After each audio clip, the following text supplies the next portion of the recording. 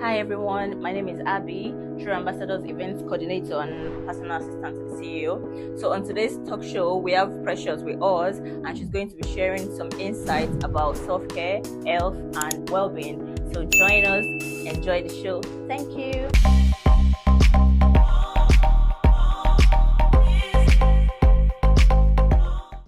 Good evening, everyone. It all depends where you're watching us from. Uh, Today on our talk show, True Ambassadors Talk Show, we have our distinguished resident here, Madam Precious, which is going to be talking to us, enlightening us about the importance of self-care. And before we start, I would like to introduce Abe. Abe is here, our event coordinator, and the PA is also here today with us on our talk show. So we're going to be asking few questions about how self-care and health and well-being has affected our lives. But before we start, I want to say a big thank you to PLND. Thank you, sir, for giving us this safe place and the opportunity to be able to express ourselves. So our first question today, we go to Madam Precious. But before we ask her questions, I would just like her to do a little bit of introduction and tell us more about herself. Thank you so much for coming. It's a privilege to have you today with us. Well, thank you for inviting me. And it was an honor to accept your invitation, because I admire you greatly for the work that you're doing through True Ambassadors. So I am a senior lady, and I've been in the self-care sector for 35 years. Wow. Before that, I was into fashion and design. So I had my own business. It's amazing. I made ball gowns, wedding dresses, top of the range clothing. But it got to a point that my spirit began to feel dissatisfied. So I looked at what was happening, and I got directed, I would say, by my spirit to go into the self-care. So I left a profession where everything was focused on the outside, and I moved into a profession or a sector that things were focused on the inside. So I themed what I was doing. It was helping people to create beauty from within. But before I could help others, I had to first learn how to help myself. This is really an amazing story. Having, when you see people in the community as seniors, you really get to talk to them to actually know the talent, the gift they've got. So hearing from you today, hearing all these amazing talents you've got, wedding gown, dressing, being creative, I think I can just see a little of myself in you, because I'm full of a little bit of creativity. Mm-hmm. I love to sew, and I love to do so many things that inspire people. Mm-hmm. And I'm grateful to have you. And since you started supporting us, coming to the sessions, you've really been a pillar. You've really been one of the seniors I admire. I admired you a lot, and the way you come to me sometimes to say, you're doing all this, Doris, it's time for us to kind of sit you down and do this massage for you. Thank you so much. It goes a long way, because looking after people and from the background, see one person actually looking and thinking about you is really amazing, man. And also meeting with your daughter. I know I supposed to meet her at work, but we haven't had that opportunity. I think your daughter is just a replica of you. She looks exactly like you, and with the amazing things she does with the NHS is also amazing. Thank you so much. So I'm not going to go too much into stories, and I would just want Abe to please take the first questions. Thank you for the opportunity. Thank you, Madam Precious, for the inspiring story. Okay, maybe I'll go into fashion designer myself. So, what self-care routine has been the most helpful to you as you've grown older? Mhm. First of all, is learning to say no to others so that I could start saying yes to myself.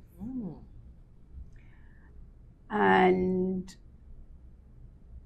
that was very important because I'm the kind of person in that supportive role that I'm running around and I'm doing this for everybody else, and I was neglecting myself. So some years ago, I met a lady who introduced me to meditation.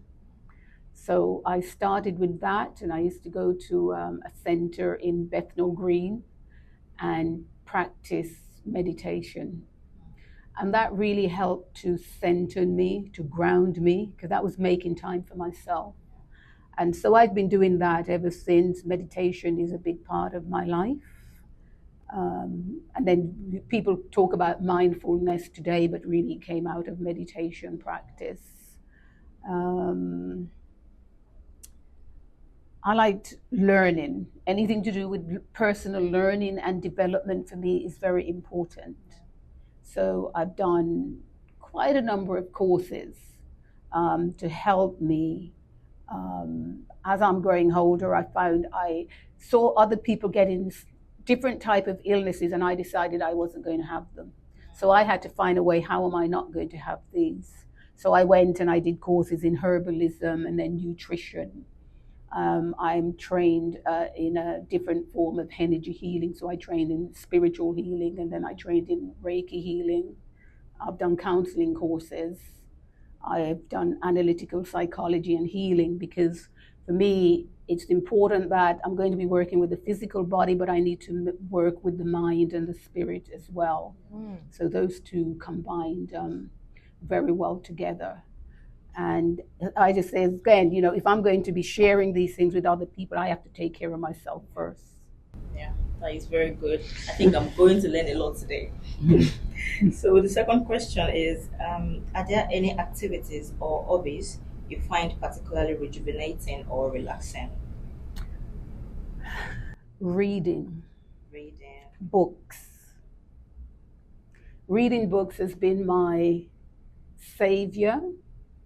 They've been my best friends, because they say you can talk to a book will never tell a lie on you. So I've met some great characters through reading book. It's helped me to develop a really healthy attitude towards life and towards people in general. So instead of judging people, I got to the position where I try to understand people instead of judging. When I go from a position of trying to understand, I take time to listen, and I'll take time to say, okay, is there a way that maybe I can support this person if they wish to have support? So reading books, and I've read all different type of books, all genre. Actually, when I was a child, I had one book, because nobody in my family, nobody around me read books. Wow. But for some reason, I got into reading. And my one book was a book about quotations and proverbs. And so I absolutely love quotation and proverbs. I have at home what I call my wisdom trees, which is a little stand, and it has some little spikes on it, and I put little cards. So when I find a good quote, I write it on there and I put it on, or I sometimes type them up on papers and I put them around the house, especially in the cloakroom. So when someone comes to my house and they go in the cloakroom and they're in there for a long while, I'm not worried, because I know they're reading something. Which is when they wouldn't pick up a book and read. They're going to read what I put on the wall. Wow. Yeah, That's amazing, Yeah, and I find things like having a warm bath with Epsom salts, some essential oils, to be really rejuvenating and relaxing at the same time. I like to go to the sauna and have a steam. So I like to be pampered. All Honestly, you your know, mention is working on you because you're shining. It's amazing. I like to be. I like pampering. Wow. I like giving any therapy that's a therapeutic touch. Because we have a saying, if I'm doing a session for somebody, I'm doing a healing session for somebody, I'm receiving healing at the same time. So I'm not just giving and somebody's not just taking, but you have to be in the right frame of mind to be do able that. to do that. Yeah. Yeah. Because sometimes, a lot of time I hear, fellow therapists will say, oh, I'm worn out, I'm tired. And I said, well, why? Why are you not? So often it's because they're not taking care of themselves. So, yeah. Wow. And my hobbies was sewing. And when I started sewing, it wasn't that I wanted to sew to do a business. It was just out of necessity. And then people started asking me, where did you buy this? Where did you buy that for your children and that? And then they started to tell them, and then people started asking me to make things for them.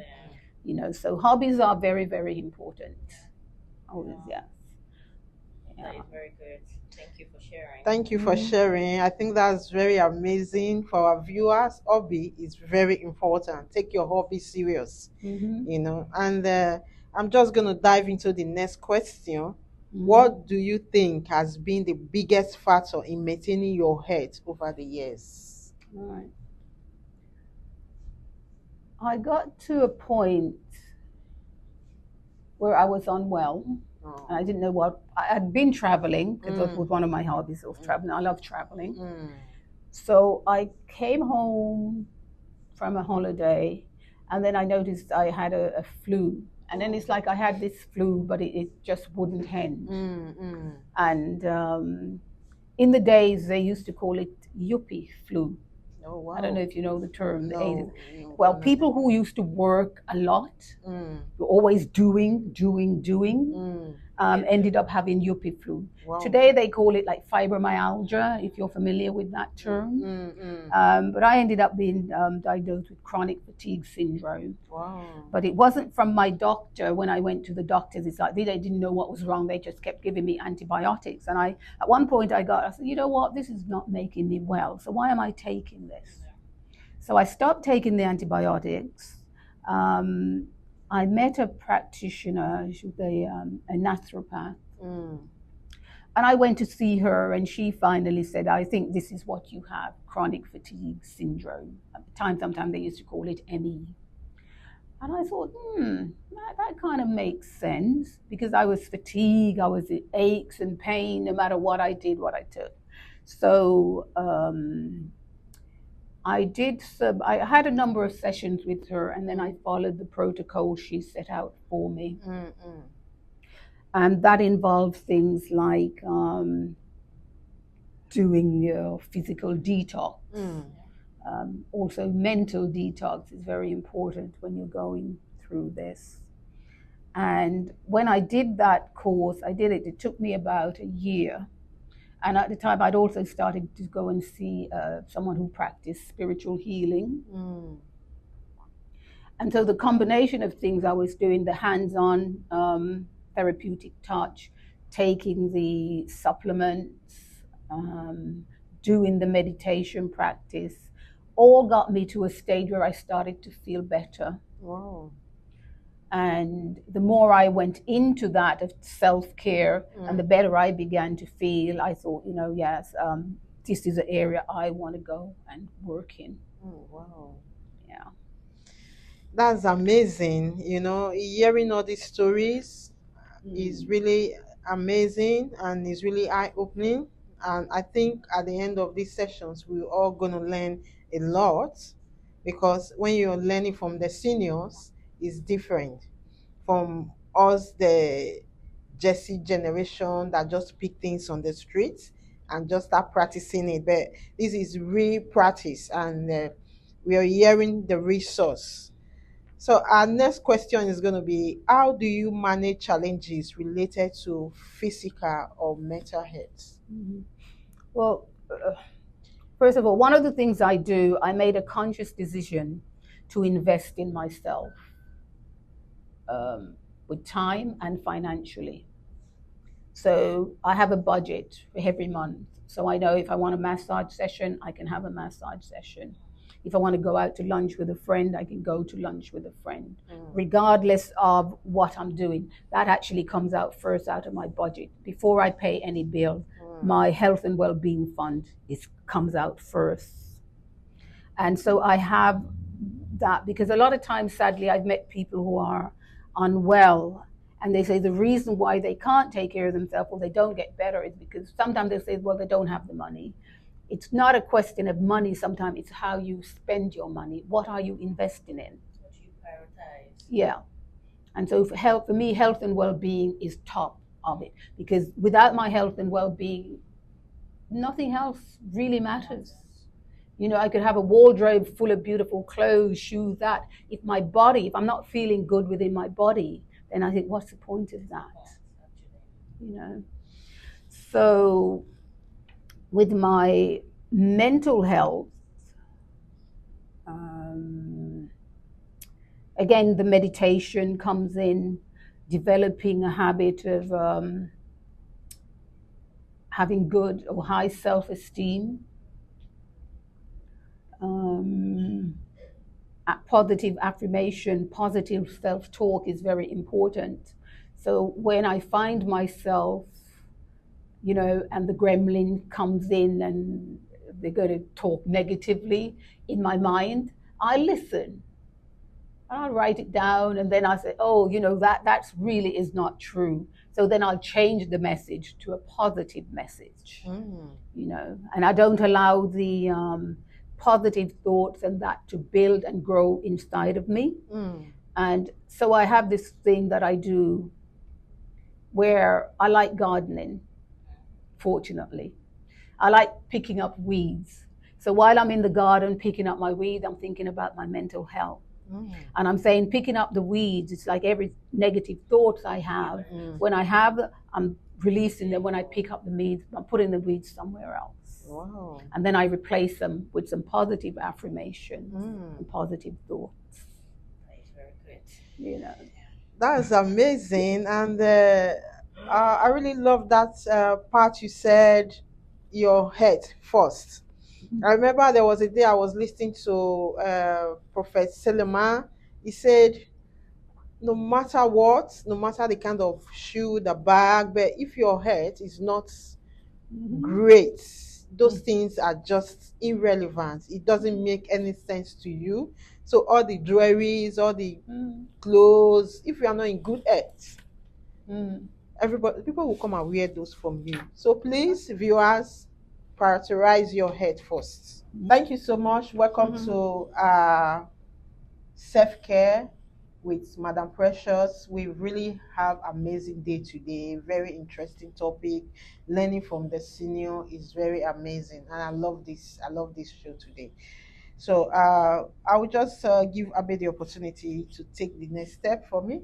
Thank you, Abe. Thank you, ma'am. So the next question is, are there any health habits that you wish you adopted earlier in life?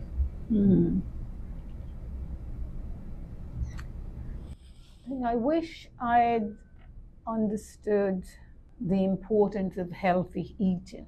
I think even though I don't think I eat badly. I very rarely buy processed foods and things like that. But I think even formal education would have been great about healthy eating. You know, I like fruits and your vegetables and steaming food instead of frying them. That would have been really, really helpful. But unfortunately, it wasn't. But I have learned that myself. I think by the time I was in my late 20s, I'd started to question my diet and what type of food was going to be best for me. And I had moved away from eating things I definitely knew were not good for me. Also the same as drinking, you know. smoking. I never got into those habits in a bad way. Smoking, no, it was a no-no, but I didn't get into drinking um, as a bad way. So yeah, some kind of formal education about healthy eating would have been great. So you think the important thing about training children or making them understand healthy eating is very good from the early stage? Very much so, yeah. Yeah. Do you think we can adapt this like in the school curriculum, healthy eating, that children should understand the importance of eating healthy? But I know some parents, because they want to kind of make the children to be happy, make the children to feel good, they can just let them be, which is very. I remember when I was growing up, the kind of food they give to us, we cry and cry, we're looking for those flashy sweet ones. But as I grow as an adult, when I look back to those food, now I really want to go back to it, because I now really see the importance of those food like bitter leaf soup, like from where I came from. The leaf, they grind it. Yeah, they grind it. It become like a black soup. So as a child, when we cook such soup, we are all running away. But looking back to it now, it's like it was an amazing vitamin. But, you can never flip things back. No. Well, parents, please, healthy eating is very important. Yeah. To train your kids. I don't believe that we should rely on schools to teach that. It's great if they can pick up on it, but my opinion, and I think my children will back me up on that, will tell you it starts in the home. Because my children are not into junk food, because they didn't get junk food when they were children. However simple it was, they ate at home. And when they were eating at home, they ate at the table, the dining table. But yeah, I really do think it starts in the home. And if they can do it together as a family, it doesn't have to be mom in the kitchen doing everything. And children are learning, you can make it interactive. The other side of teaching children about healthy eating, what I've learned with supporting the elders, especially with Alzheimer's dementia, is to involve them also in the choice of food that they're given. And we play a little game. So we would, I remember my sister complaining that when she'd ask her husband, who had dementia, what he wanted to eat, he'd always say, "Oh, I don't know, anything." He didn't care. He would. So I said, "Okay, well, this is what we can do. Try this. Get the fruit, the vegetables, get the fruits, and separate them. Go and show him." I said, "Would you like to have some green bananas today? Or maybe would you like to have some plantains? Would you like to have a bit of yam or a bit of sweet potato?" Let him pick it out. And once he started doing it, he said, "Yeah, he'll have that one today and he'll have that one." Oh, that was really good. Right? And I said, you can step down, even though he's got dementia, to make him involve him. You can just give him a knife, not too sharp, let him try and peel the potato or something. So he's contributed something toward it. Yeah, so the same thing, when we've done that with children, we see that they grow up and they're more interested in food. That's true. Right? That's a really good insight, Yeah, that's really good. Yeah, well, I've seen a child who his family involved him when it came to meal preparation. And by the age of 8, he'd started his own business. Wow. Making sauce. Some kind of sauce. That's great, Involve them. Involve them. Involve your kids, viewers. Please do involve them. It's very important. We are hearing from a very distinguished senior residents. Thank you so much for enlightening us on that, and it's going to go a long way. So the next one, Abby. Okay, so the next question is, how do you approach staying active and mobile? I make a commitment to myself. Wow. That I am going to stay healthy, I'm going to stay active, and I'm going to stay mobile. So then I go looking for things that can help me to achieve that. Yeah. So I love walking, especially in nature environments, walking by the sea, which we don't have much of that in London. It's so funny. But I walk from where I live to Stratford, from where I live to Ilford, from where I live to Barking and back. A lot of time. Today? I didn't walk today. Oh, okay. No, I haven't got my walking clothes on, but yeah, I can walk from where I live. Oh yeah. Yeah. So I love walking, but then when sometimes when it's not felt safe for me to go and like walk around the park and that, because crazy things had happened, then I started to look for classes I could attend. So I started to attend, one class a week, and I started with yoga, and then I thought, I could do something else. So then I found a Zumba class. So I started with yoga and then Zumba. So that was 2 classes a week. And then I've had it to that now, thanks to True Ambassadors with their class, fantastic class, fitness class we have on a Tuesday. That's 3 classes. And plus I have another 3 classes. So now I'm doing 6 classes Wow, in a week. That's amazing. You're really a busy woman. I tell you. That's really good. It's good to take advantage of all these classes, all these things that happen, all these activities that do happen in the community.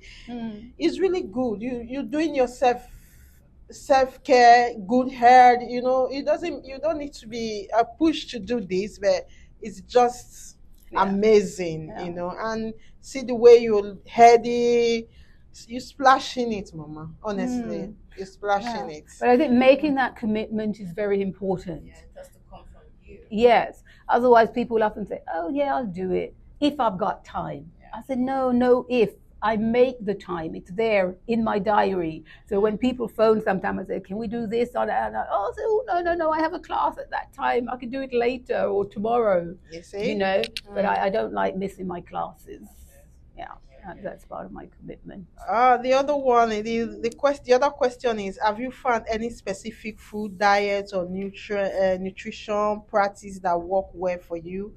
Although you've kind of enlightened us on this, say something about this. Is there any more you want to say about the food and the nutrition, the practice that work for you? Is there any more you want to add?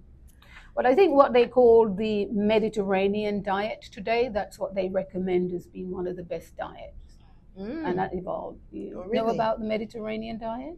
I heard about it, but I'm not really. I'm so poor with diet. I just like running around. Well, so where is that from? Who is the origin? No, it's just from the Mediterranean area where they eat a lot of fresh foods. You get a lot of green leafy vegetables, all different steamed or maybe lightly stirred fry. They use olive oil, extra virgin olive oil, which is very expensive at the moment, but I'm still using it. And then when I've checked, I've been using olive oil since the 70s. Wow. To prepare my meals. Grilling. So I love, especially, I'm not going to call them, but grilled fish. I like the way they grill their fish. I like the way they season their meat, and then it's usually very tender. So that kind of thing. So I do a lot of steam vegetables with a little bit of olive oil, a little bit of seasoning. Fruits, I like different type of fruits. Grapefruits, melon, grapes, apples. Mangoes, I really like mangoes, but not in the UK. You don't like not in Europe. No, they don't have any taste. They're it's disappointing often when you buy them and you cut them and they're gray and brown inside. I think mangoes are not supposed to be like that. So when I go on holiday anywhere they've got those fruits and vegetables, I'll have a feast. So which fruit do you like in the UK? In the UK? Yeah. Well, I eat grapefruits. Okay. I like apples if we can get really UK grown apples. Cox's, I think, is one of the better brands because I remember they've been around in my childhood. But the UK, the berries and things like that, when they're in season, they're good. Wow. They're good. Yeah. And I eat healthily. I eat, when it comes to rice, short grain brown rice is the best rice for you to be eating, really. And a lot of people find it, that I've introduced to, find it hard because you have to chew it. Yeah, it's not like the normal white rice. No, Yeah. no. Short grain brown rice. Things like quinoa, Yeah. beans. I love beans. I have a special dish that I do with beans. It's a 10 bean mix. So it's got 10 different type of beans in it. And you cook that, you let it simmer. You cook them together. Yeah, it's all together in a packet. I used to buy it at, say, Waitrose, but they don't sell it anymore. So I've had to buy the individual beans and mix up my own supply because it's so delicious. So you make it like a porridge? No, like a stew, Oh, like a bean stew. Yeah. And well seasoned, with a black pepper, turmeric, some all-purpose seasoning, a bit of cayenne pepper, and you cook that. I have that usually with quinoa and bulgur wheat. So I mix the quinoa and the bulgur wheat together, so it makes it really healthy. And so I have that maybe 2-3 days a week. No meat, no fish, rather, just beans. And then maybe 2 days a week I'll have fish.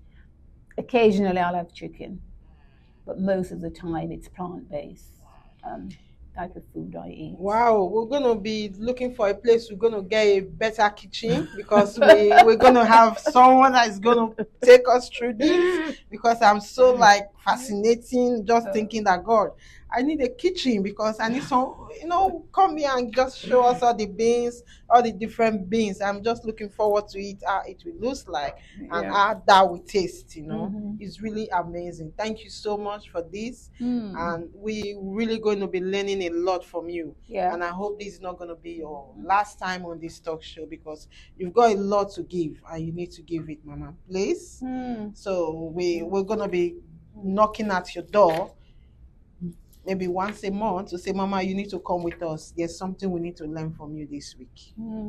But also with the healthy eating today, because food is in such a poor state, I do have to supplement some things through taking vitamins and minerals and extra nutrition. So the omega-3, 6 oil, vitamin D3 is important.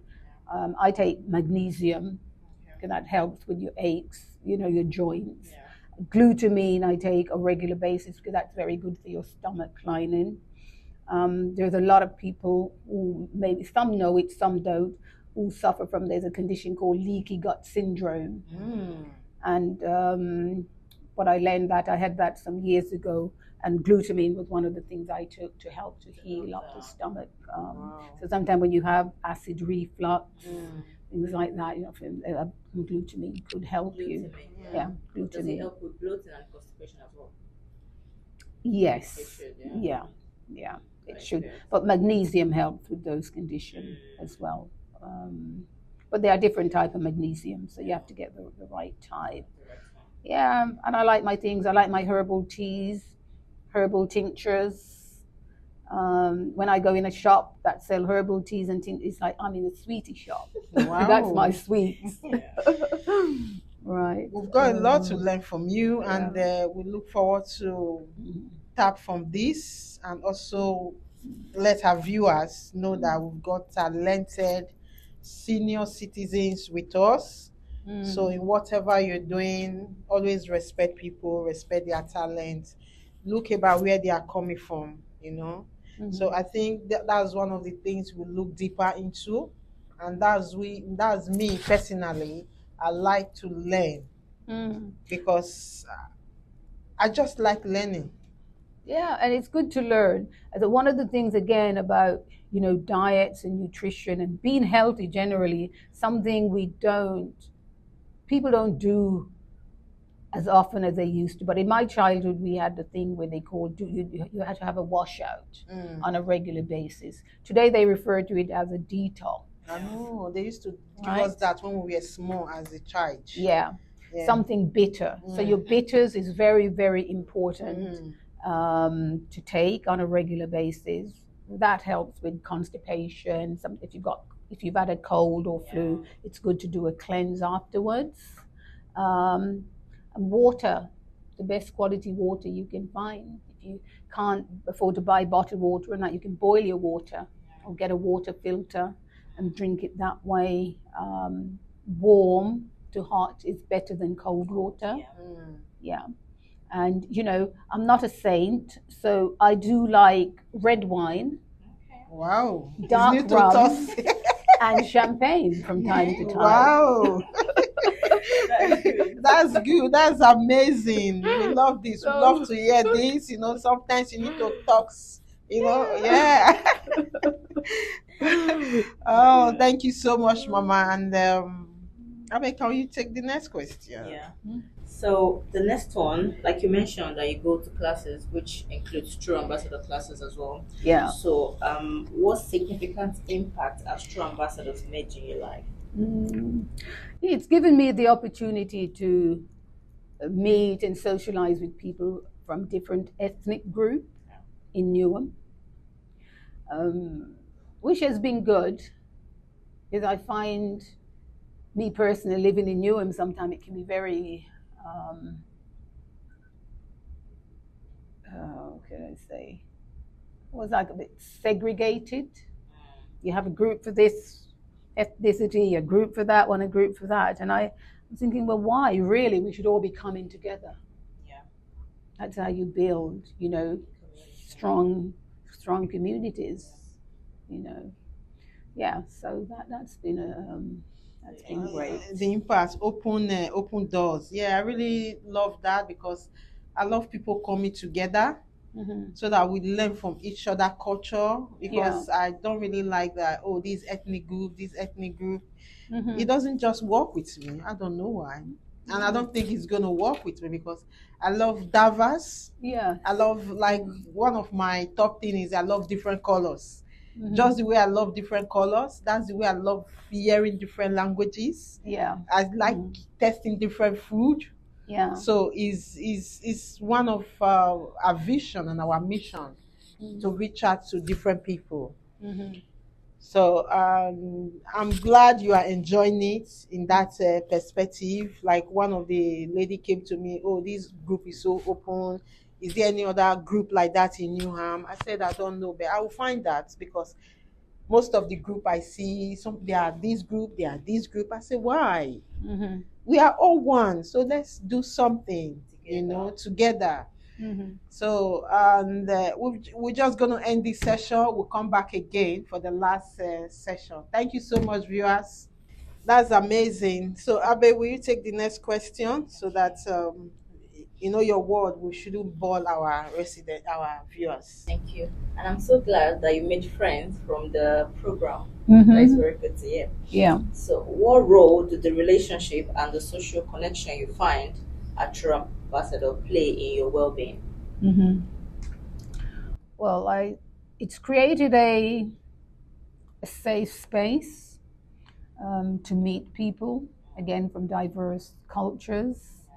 Also to share opportunities, share ideas, and to experience and learn from each other. And I think that's very, very important, because it's so easy to be isolated, even though we live in a city of how many million people. Yeah. You know, so that has been great.